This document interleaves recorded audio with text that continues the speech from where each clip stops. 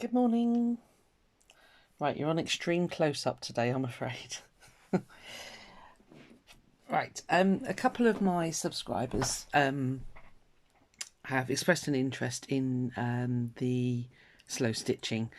It's a new buzzword at the moment, everybody's doing it, but a lot of the videos that I've been watching on YouTube, because I wasn't going to bother, I'll be honest with you, but a lot of the videos I've been watching have supposed that everybody has a big stash, a load of fabrics, wadding and threads and all that. So I'm kind of aiming this at people who have never, well, I say never, well, yeah, never sewn really, but really want to have a go at doing the slow stitching. So I've taken it right back. I've gone as far back to basic and what you could substitute a lot of the materials with, if that makes sense. Does it? Yeah, I think it does. Anyway, when I do slow stitch, I like to have something on the back of the fabric because it gives it, obviously it gives it strength and it just gives it a little bit more handle, and it makes the stitching really useful at the really nice at the end basically. So the bit I was struggling with was, what can I advise people to use as a backing if they don't have a ton of supplies? So anyway, yesterday I was sorting out my box of, these are baby wipes that I use. Let me turn the light on. It's a little bit dark, isn't it? It's quite early. Bear with me. That might be a bit better. Hopefully stop too many shadows. Anyway, I was sorting out my box of baby wipes, which I use to clear up inks and stuff like that. And I thought, actually, that, sorry, it's very close up, that gives a really nice handle. So what I did was, and most people have got baby wipes, you've either got some dried up ones in your car, or I don't know, you know, most people have them in the house. Sorry, you've got a shadow up there, I can't do anything about that. So what I've done is I've dried out 2 baby wipes, and we're going to work on a fairly small piece. You can either turn this, I like to have an end use for anything that I do. I'm really, I guess it's a bit bad really. I like things to have a use at the end. So I thought it could either be, bear with me, when you finish stitching it, I've got a little A6 notebook.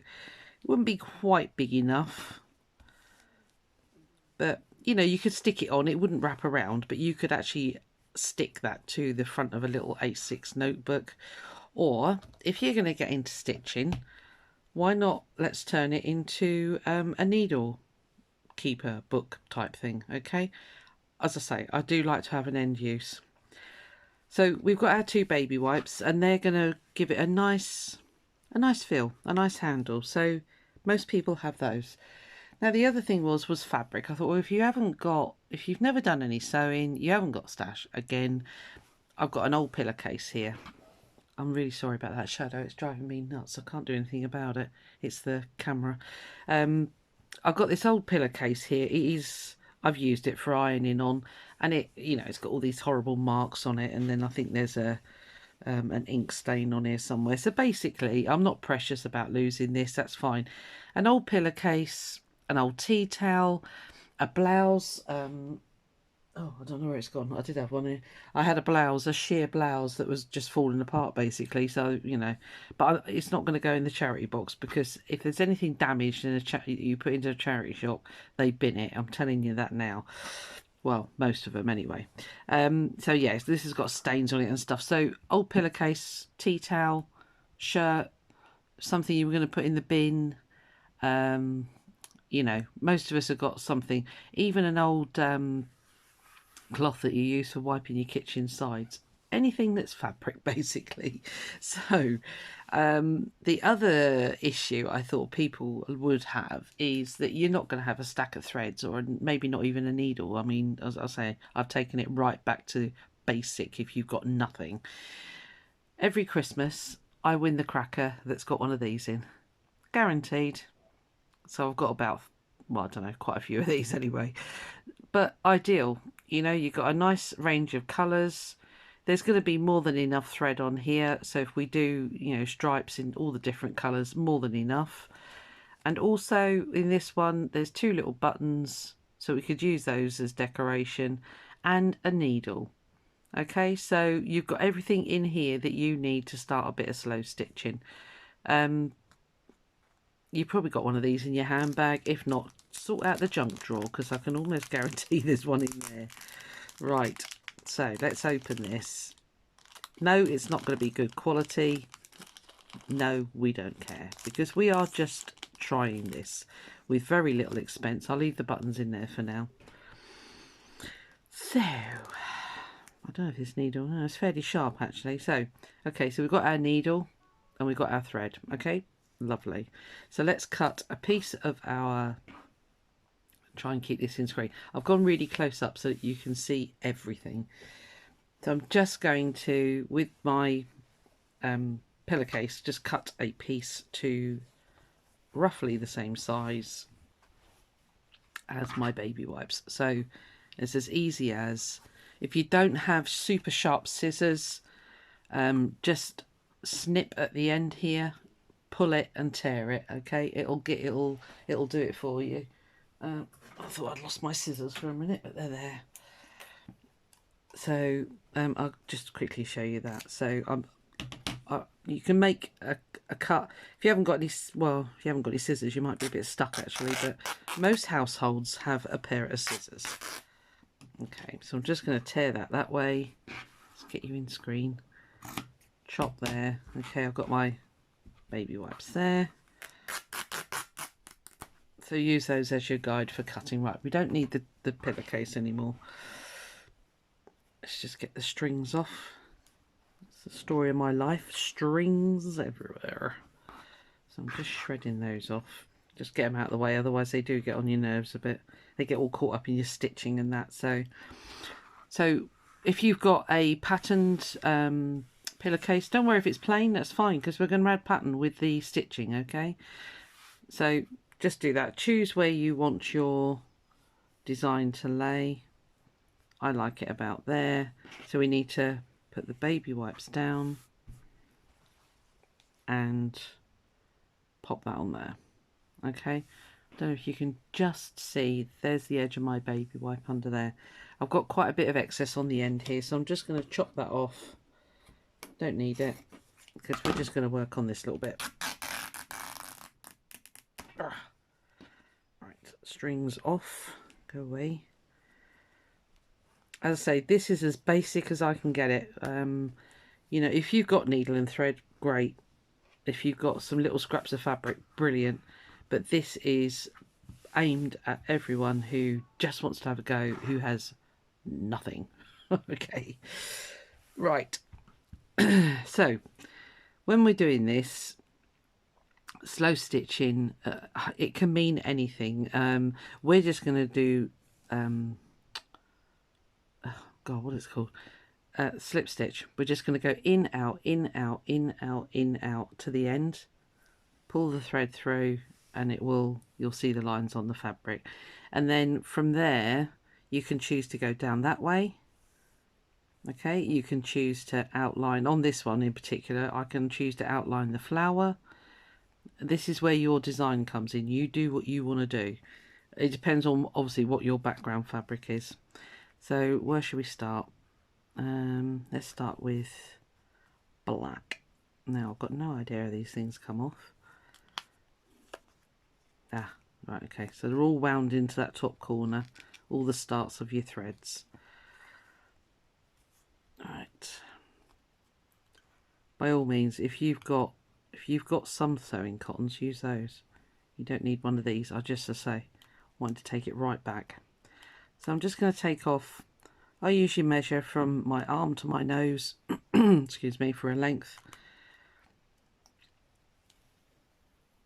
And that'll do. Okay. So, thread the needle. Excuse the state of my nails, I've been dyeing some stuff today.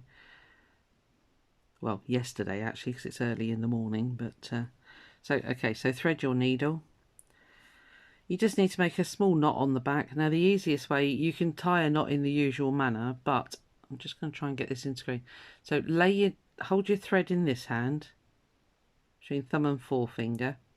Okay, lay your needle on top, grab your thread and go once, twice around your needle. Where you've wound it, hold it. Don't hold it too hard because you're going to pull the needle through, and just slowly pull your cotton through. It's the easiest way to make a knot that I know. Okay, and just pull it all the way through, and then you'll feel it. It makes a little knot for you. Perfect. Okay, so we're going to start. Let's get you in screen. Here we are. I'm going to start up here. What you need to do, if you don't have pins and you're worried that all this is going to move, do great big tacking stitches. I'll tell you what, I'll do the tacking stitches in the black before we start. So come from the back of your work, under your baby wipes. All right, and just do, if you haven't got pins, do, this is how, you know, you can make these tacking stitches enormous. They are literally there to hold or tack the two, or well, all the layers of fabrics together. So that's the two baby wipes. I'm digging down, and I can feel, I don't know if you can hear it, I can feel my craft mat underneath. If you don't have, if you're not working on a craft mat, turn it over and then put your thumb at the finger at the back and just guide the needle back into the fabric. All right, and then pull it through. Okay, as I say, I'm working on a craft mat. I mean, you might have a glass top worktop keeper. Does that make sense? You might have one of those anyway. You know, use that by all means. You just feel the needle go in, and then just do a big tacking stitch. Just pull the thread through. Turn the work if you want to. You can work sideways if you want. Just going to make sure I'm on the edge of my baby wipes, which I am. So again, big stitch. I say, if you have got a slight experience in stitching, this is going to be like, really, but actually people that have never sewn before, you know, people say, oh, you know, do this, do that, do the other, and they're sort of thinking, I don't know what that is. Okay, so this is called a tacking stitch, and they are to tack your layers of fabric together, and that's all you do. Okay, so as I say, do ginormous stitches, and you can take them out at the end basically.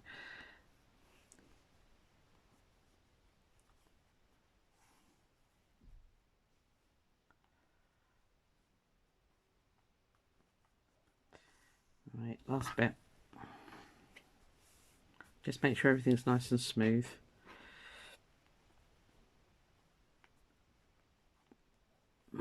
I've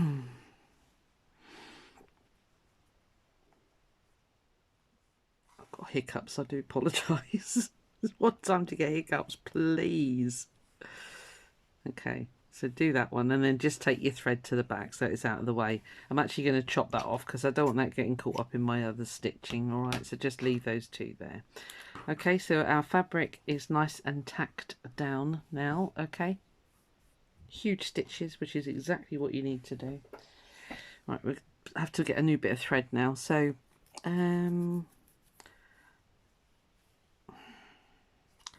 what should we start with? Let's start with the grey. I was going to start black, wasn't I? But it might be a bit harsh actually. We might try and alternate the colours. Let's see what sort of a design we can get going on here, if anything. It's not so much of the grey. They must have put extra black and white on, I imagine, because those are the most common colours. Okay, so let's try again. Thread the needle, which is always a challenge. I need to get it in the light, sorry if I'm off screen. Alright. Okay, let's do a knot again. Okay, so pull your thread through onto between your thumb and forefinger, almost to the end. There's the end, okay? Just hold it there. Lay your needle on top. Wrap twice. Just pinch where it's wrapped. You can just see it there. Just pinch it and pull. Nice and slowly so you don't get a great big knot. If it does knot down here, just chop the tail off it. That's fine, as long as you get a knot. Okay, and it makes a nice little knot for you. Okay, Okay, let's slow stitch. So I'm going to start. If you can see, my tacking stitches aren't quite on the edge. I'm going to use that as a frame to work inside there, okay, because that's quite a nice size. And if we do end up making a needle book, that'll be plenty big enough. All right. Okay, so I'm going to get you up closer. All right, a running stitch is literally, grey was not the best colour to choose, Susan. So you just go in, out. Try and keep them as even as possible. Don't panic if they're not. You are practicing, okay? This is not going to be perfect. If you've never picked up a needle before, this is completely alien to you. All right, so hold like that, then push the needle, pull the needle. All right, don't, before it gets to the end of the cotton, just hold your fabric and pull the cotton through. Don't know if you're picking that up on screen. Okay, and we continue. All right, we go right across, in and out, in and out. You haven't got to go sideways. You could choose to go that way. It's up to you. This is your piece of work. You decide. Put it a little way, and then before I get to the end, I'm just going to hold my fabric and pull the thread through. Okay, so we're just doing a running stitch.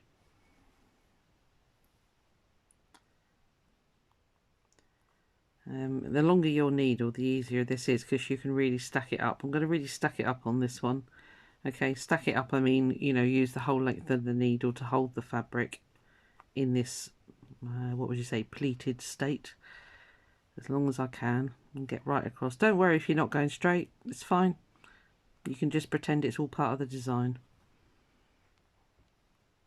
Okay, I'm going to try and get to the very end. And then your last stitch, try and get it to the back of the work, push it through. Again, hold the end of your fabric, pull the thread without grabbing hold of your tacking stitch at the same time. Okay, and just pull it through. Okay, it's alright that I've gone under here, under this tacking stitch, that's fine, it'll all come out in the end, so don't worry. Quick slurp of tea, I've got a sore throat this morning. So, at the end here, I'm going to come back in. Okay, that's where I stopped. There. So I'm going to come sort of towards the end, sort of kind of mashing up. As I say, don't panic about it if you can't get them perfect this time. This is a skill you got to build. So I am going to turn my work, because I'm right-handed, so I work right to left. If you're left-handed, you might want to work left to right. So again, let me get it up. All right. So again, I'm going to get as much on as possible. I'm going to kind of try and match the in, out. If I go off, I'm not going to bother about it. I'm not going to worry. You know, we are practicing. You'll get faster and faster. Try and keep it fairly straight, Susan. Okay, just put it through. When you get almost to the end, you can see it all curling up there. I'm just going to pull the fabric and then pull the cotton through. All right. All right, and as you know, the more you do, the quicker you get at this. You can just whip up, you know, the end of a line really quickly. So again, I'm just going to try and keep them fairly even. It doesn't matter if they don't. This is, I've been mispronouncing the word. It's sashiko, not shashiko as I was saying it. So it's sashiko, which is a Japanese, it's kind of, well, they've used it as a decorative stitch basically, and with the Japanese, like a lot of things, their stuff is always, the art is to get precision. So these would match up exactly, you know, start and end sort of thing. I'm not going to go there. I like it to almost match. I'm not I mean, if you are a perfectionist and a you know, you want everything to be really neat and all the rest of it, then you know, by all means, excuse me, go and watch. There's plenty of videos out there for sashiko. Okay. All right, so we've got 2 lines now. Now I can choose to go right across all my flowers, or I can choose to outline them.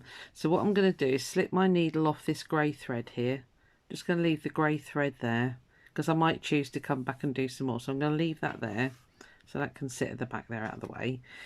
I'm going to use the blue and I'm going to outline my flowers. If you don't have flowers and you got one of these little kits, you could stitch a button on, you know, just do the cross in the middle with the 4 holes, and then from one of the holes come out. Should we do one? Let's do one, because you might have a spare button around the house. I mean, I think a lot of people, you know, a lot of clothes nowadays come with spare buttons, don't they, on the sales tags, you know, the hang tag thing that you get on your clothes, if you know what I mean. So let's just unwind some of this. Slightly annoying because every colour's coming off now.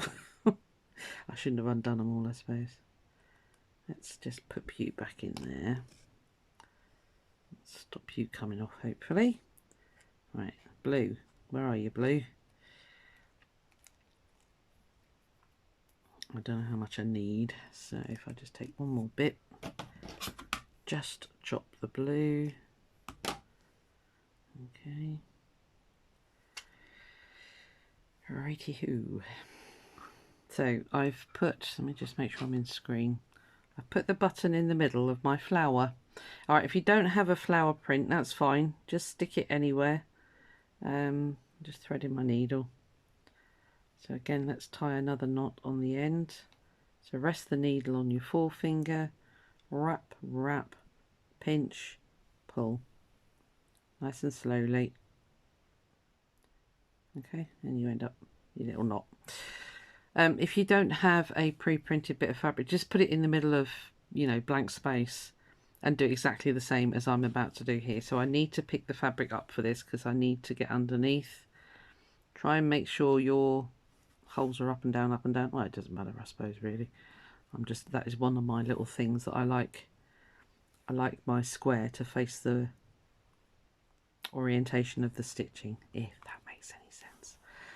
So we're just going to stitch a button on. If you've never stitched a button on, you just feel around at the back here. Okay, you come from the back, all right, and you just find the hole. Okay, it usually does it. It's and then you go back with, if you've got a 4-hole button, all right, you go corner to corner. Well, again, you don't have to. You can sew it in a square if you want. It is up to you. You know, you can make it a design element. I like to do the cross in the middle. All right, and it's as simple as that. All right. Again, we're not holding on a shirt sleeve or anything, so I'm not going to go over it again. But what I am going to do is come out one of the holes, any one, doesn't matter which, and then I'm going to come out and start making like a starburst pattern. Okay, so my thread went in there, so I'm going to come out next to it.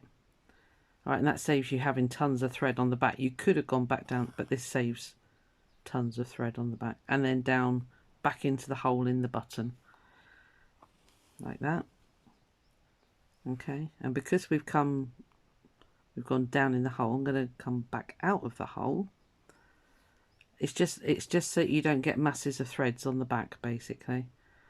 And then down there. Ooh, uncross you two. Okay. All right, we're starting to build up like a little starburst. Where did we come? At the top. Okay. So under there, and then back in that one. All right. You see? Okay, I'm going to make it do for that one. I'm going to go to the next hole in the button. Ooh, next one. Here we are. Find the trick. Find the hole. So just wiggle your needle around. You'll feel the edge, the underneath of the button on your needle. So keep wiggling, and you'll find it. It'll find its own way. Okay. So from the hole up as far as you want. It's design element. It is completely up to you. Don't pull too tight, otherwise it will bunch up. Okay, just gentle, just a gentle tug. Don't, you know, don't pull it tight, because otherwise if you do, it'll start pulling all this into, and it'll look awful. You'll soon know. You'll soon see. Right, I'm just staggering the length of these. I'm not any precise measurements at all. In fact, just to prove the point, I'm going to come right out on this one. All right, I'm back in the hole.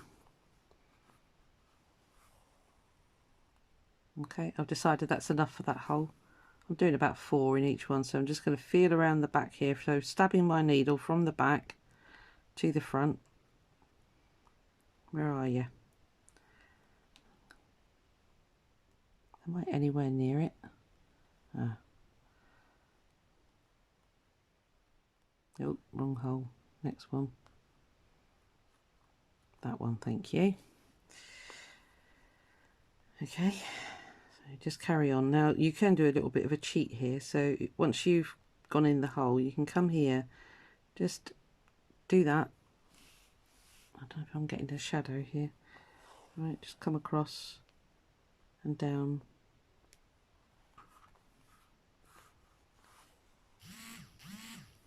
Okay, so back in the hole again, up here and across and back down. Okay, so that's the 4 in that one. It's just a little shortcut that saves you backwards and forwards on the back. So last one.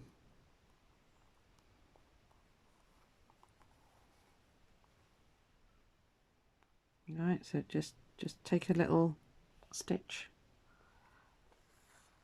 Ooh. So don't pull tight, because it will be a disaster otherwise.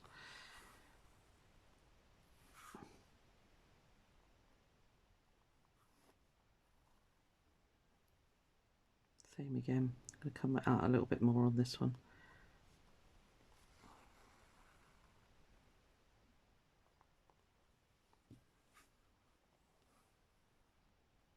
Alright, I'm going to do one more, because I just want to get a string up here. So, oh, I've got to find the hole again. Come on, where are you? There we are. I say, just keep stabbing around on the back in the rough area that you want to be in, and you'll find that your needle will find its hole. Okay, so it's a nice little button starburst. That is so easy to do. It's lovely. Sorry, I'm just going to get a quick drink.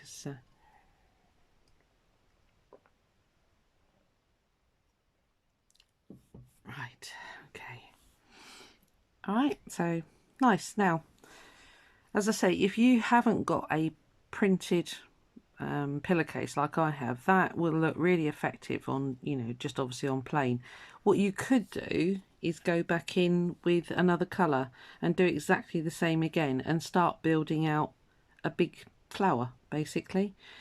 I'm not going to do that because I've got a flower printed on my fabric, so what I might do is now go round and outline this with just running stitch, the same as we did here, and then yeah, that's it really. So where did I end? Over here. So let me get my thread back up under here. Just going to be careful not to pull this tight because it'll start puckering up the flower that I've done. Okay, so all I'm going to do is in and out, do the old running stitch.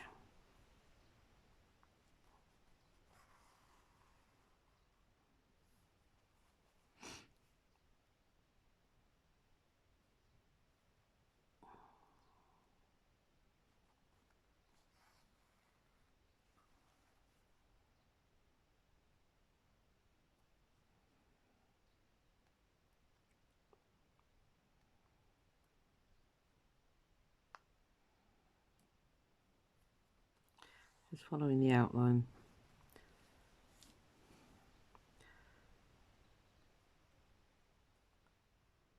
If you don't have anything printed on your fabric, if you've literally just got a piece of white fabric, I say gather up all your little buttons and maybe do a load of these on it, and then start filling in the background with the straight stitch. I'll come back to that in 2 seconds. Let me just do the other leaf, petal rather. I probably wouldn't do all the flowers. I would just highlight one and then just stitch straight over these, which I've already started doing anyway. But this one I thought that would be quite nice as a highlight, because what you got to think is, if you decide to make a little needle book, okay, let me just hold that there. All right, that's going to be my front. Okay, so that's why I'm kind of highlighting that really. So I say I have to have an end use for these things. I don't know whether that is you know, I know I'm quite envious of a lot of artists and creators who can just make stuff to play and just keep it as a play thing. I'm getting better. I mean, I've done quite a few pieces, just experimental pieces. That's what I'm not good at, is experimental pieces. If I make something, I want it to have a use at the end of it. But oh, incidentally, when I'm doing this, I'm going right through. Okay, I'm going right through, and I'm using the tip of my finger to feel that the point is coming through. You must go through all your layers. I forgot to say that, sorry. Okay, and that's the reason for having the baby wipes. Okay, you can see I'm going through all layers, and you'll feel it just on the end of your finger. If you start to get a sore finger, by all means go and get yourself a thimble. All right, they are so cheap. I think the last time I bought one, it was something ridiculous, like 60p. I've recently invested in the Prim one, which is part silicone, because it sits on your finger nicely. I could never get a thimble that would stay on my finger nicely. Did I bring it up? Oh, I did. Hold on. Ooh, come here. All right. Yeah, I haven't got it on actually. I should do. So yeah, so this is the silicone bit, and then you got the nice tough metal bit at the end. So it just saves your finger. I'll use it. I keep forgetting I've got these things. So I've got my finger at the back here now. All right, so I'm not going to stab myself. So it's hitting the metal piece now. Okay. Oh, actually, it's made it quite easy, so I can feel the metal underneath.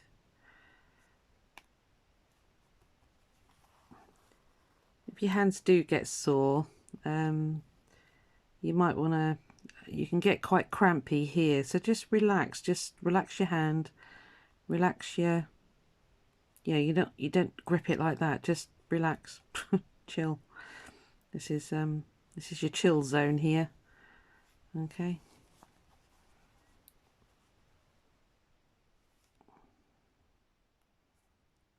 I'm not going to do the whole flower. Don't panic. Well, I suppose I could. Where are we now? 33 minutes now. I don't want these to be too long.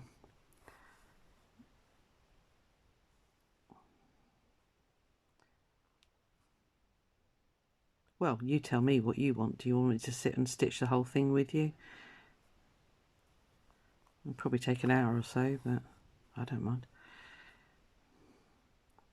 If you want to sit and watch it, that's fine.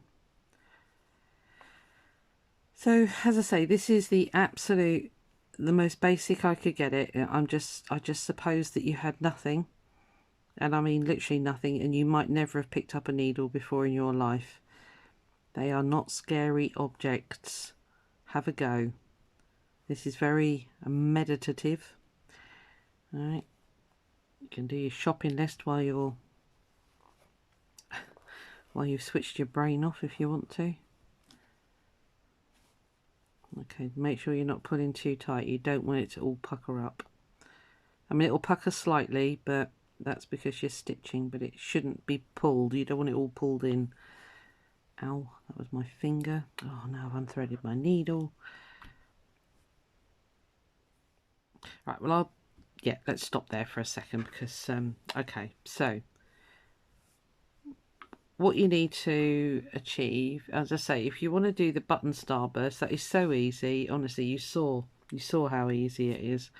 Just going to put my needle in there so I don't lose it. So for me, for mine, I'm going to finish outlining this flower. Okay.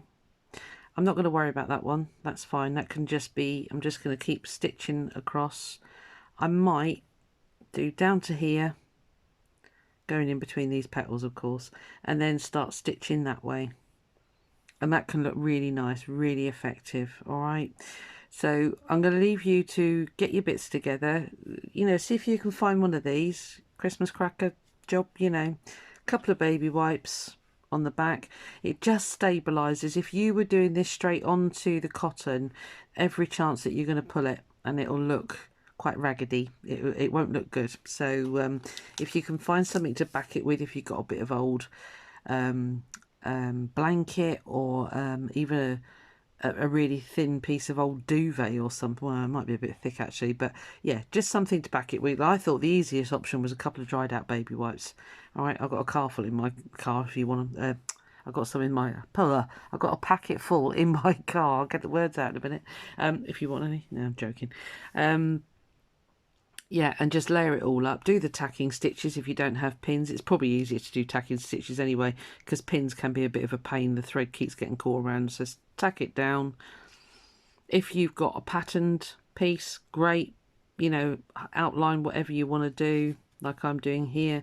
If it's all plain, you know, maybe you got, as I say, you might have some old buttons knocking around. Check your clothing, because 9 times out of 10 on the inside of clothing on the label, where the care label is, you might have a spare button, and if you know, it's up to you, you can use it or not, it's up to you. All right, so just, you know, you can either go that way, you can start coming down here, you can do little blocks like that and then stitch up to them that way. Okay, go on Pinterest, look at sashiko. Okay, you'll see all the different designs there. I mean, personally, if you're a beginner, I wouldn't try and copy a sashiko design, but look at borrow stitching, B-O-R-O as well, borrow stitching. Okay, because that is quite a free form version of sashiko, basically. So yeah, so I just wanted to put this one out for absolute beginners. We're going to do another one next week. Ideally, I'd like you to picked up a bag of scraps from a charity shop, or, you know, begged a friend who does sewing for a few little scrappy pieces and that, because what I'd like to do is oh, I've left it downstairs. Right, okay, let me grab the purple one. Oh. Sorry, I've finished my red one and I don't know. Oh, I've got the bits here. Hang on. Right, I'd like to build us up to a layered piece. You've seen this before if you watch my other videos. This is all different fabrics. Let me get it that way and you can see it better. There we are. All right, all different fabrics. So you just need thin strips. If you've got somebody you know that does a bit of stitching, just beg some strips off. Okay, again, we're going to stick to a baby wipe size. I think that works really well, and it's a nice little project. It's not too daunting a size to be stitching, so you just need, you know, those bits. Go to a charity shop, they might have a little bag of bits and bobs. All right, so try and get some bits and bobs together for the next one, maybe some different colored threads. Yeah, that's about it really. We don't need much else. Yeah. And then what we can do is we'll tack all these bits down, and then we'll start doing some other shapes and designs. I don't know if you can see that. Big circles and stuff like that. Okay, we're going to start playing around with some different shapes, and I'll show you what to do. Okay, I'm going to leave it there for this one. This is the absolute beginners session. Absolute beginners if you've got nothing. And then we're going to build up from there. I hope that's kind of what everybody wanted. Yeah, this is the simplest I could make it. So I'll see you next time. Try and get some bits and bobs together, and I'll catch you next week. All right, bye bye.